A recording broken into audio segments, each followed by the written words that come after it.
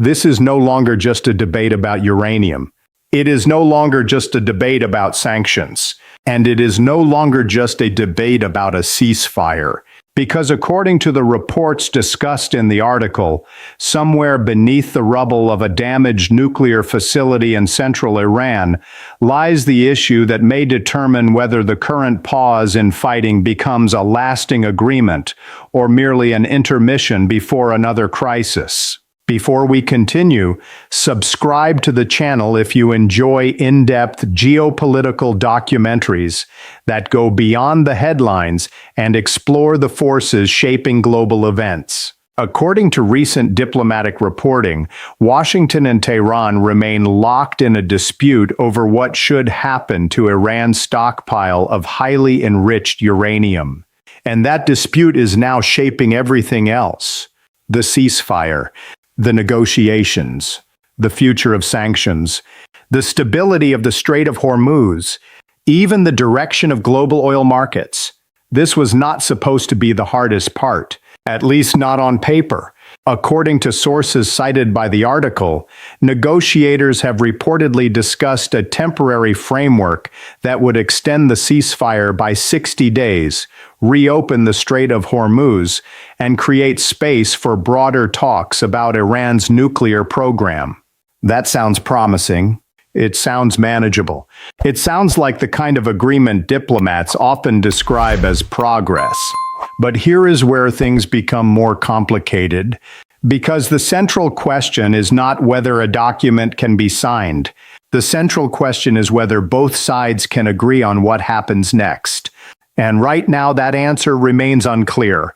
According to the reports summarized in the article, the United States wants Iran's highly enriched uranium removed from Iranian territory or otherwise neutralized under a framework that can be independently verified. Iran, meanwhile, has maintained that it will not surrender what it views as its sovereign right to enrich uranium on its own soil. That disagreement may sound technical. It is not. It goes to the heart of the entire negotiation. And this is why the story matters, because every diplomatic breakthrough that appears close today seems to run into the same obstacle tomorrow. The uranium. The sequence matters. Stay with me, because this part matters. Back in 2015, the Joint Comprehensive Plan of Action placed strict limits on Iran's enrichment activities. Under that agreement, enrichment levels were capped at 3.67%, and stockpiles were limited. Years later, international monitoring reports indicated that Iran possessed a significantly larger quantity of uranium enriched to much higher levels. The article cites assessments suggesting that more than 400 kilograms of uranium enriched to 60% had accumulated. Experts continue to debate timelines and capabilities, but many analysts agree on one point. The closer enrichment levels move toward weapons-grade thresholds, the more attention they attract from policymakers and security planners. And that is exactly what appears to be happening now. According to the article, Washington believes any long-term agreement must include verifiable measures addressing that material. Iran argues that any arrangement must respect its sovereignty and its ability to maintain a civilian nuclear program. Neither side appears willing to abandon its position easily, and the consequences of failure extend far beyond the negotiating room. Because this did not happen in a vacuum, nothing in this region ever does. The Strait of Hormuz remains one of the most strategically important waterways on Earth. Roughly 1/5 of globally traded oil passes through it. When tensions rise there, markets react. When negotiations stall, traders react. When military activity increases, insurers react. Everyone reacts. The article notes that oil prices surged during earlier phases of the confrontation before retreating as expectations of a possible ceasefire improved. That volatility tells us something important. Markets are not simply responding to headlines.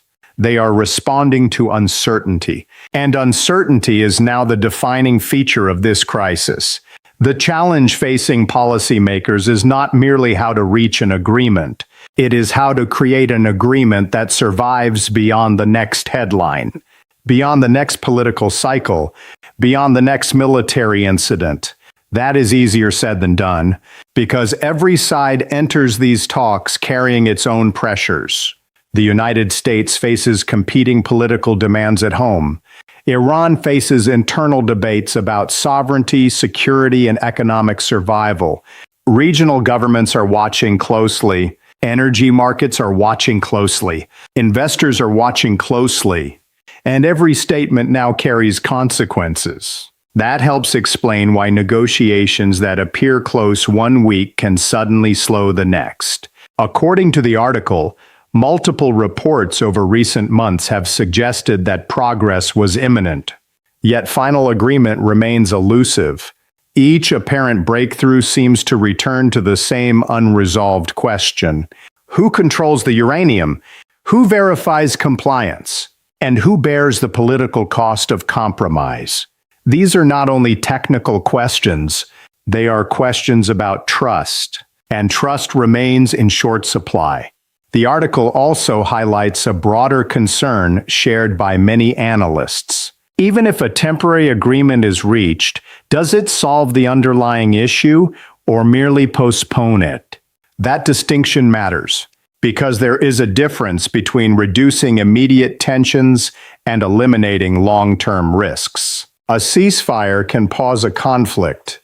A diplomatic framework can create stability, but neither automatically resolves the strategic concerns that produce the crisis in the first place. And this is where the story becomes larger than Iran and the United States. A crisis in one theater does not stay in one theater. It radiates outward. Energy markets feel it. Shipping routes feel it. Financial markets feel it. Allies feel it. Rivals feel it. The effects spread far beyond the original dispute.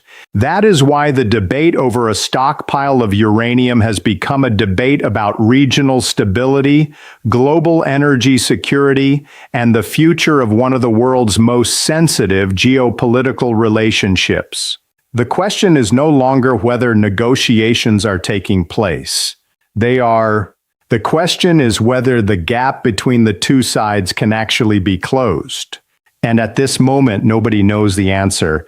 Perhaps a compromise emerges. Perhaps the ceasefire holds. Perhaps a framework is signed and implemented. Or perhaps the disagreement over verification, control, and sovereignty proves too difficult to overcome.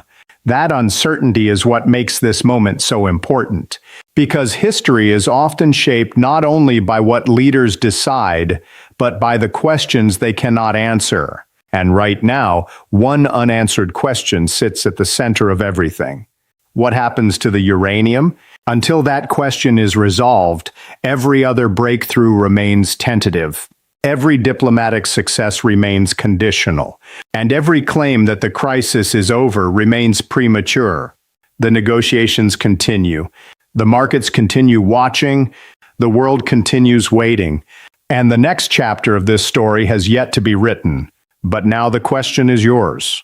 Do you believe a future agreement can genuinely reduce the long-term nuclear risk in the region, or would it simply postpone the next crisis? Share your thoughts in the comments below, because regardless of where you stand, this debate is far from over, and the answer may shape the future of the Middle East, global energy markets, and international diplomacy for years to come.